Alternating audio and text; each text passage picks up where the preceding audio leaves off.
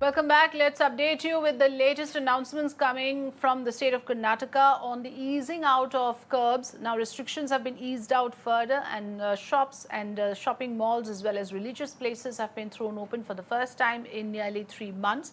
The curbs have been relaxed for a 2-week period for now. Public transport, including metros, have been allowed to function at 100% capacity. Similarly, all offices, government and private, are allowed to function at full capacity.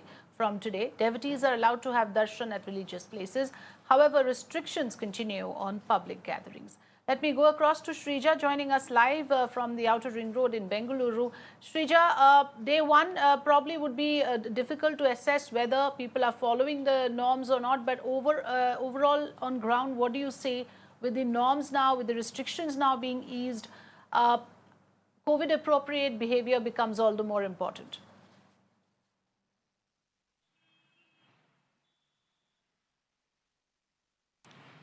Yes, so starting today, we understand that the public vehicles can also commute, especially on the roads, and also we're looking at several people who are also choosing the public transport. But what we are looking today being Monday, the first day of especially the graded relaxation planned by the Karnataka government, there's traffic that's already been reported. Now, this was not something that we witnessed in the last few days. So the traffic that we are talking about, even as we look at this point in time, there's a lot of people are using their own vehicles, which is the private vehicles. Now, despite the government trying to say, asking people to use the public transport, but there's not really much of takers for public transport. But as far as, in fact, some of the people who are also trying to use this public transport, like the buses, remember, there's only limited capacity that the conductors and drivers are allowed to take in the passengers. There should not be any crowding. But that is not something that we're witnessing at this point in time. That apart, what's remained closed here is especially schools, colleges, your educational institutions.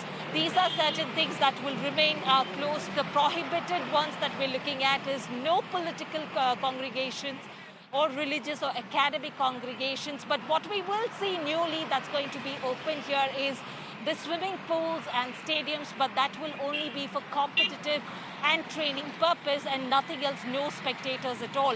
But that apart, we're also looking at especially where some of the vehicles that are plying here on the road, we are looking at a lot of people are stepping out despite the kind of COVID norms that we are looking at.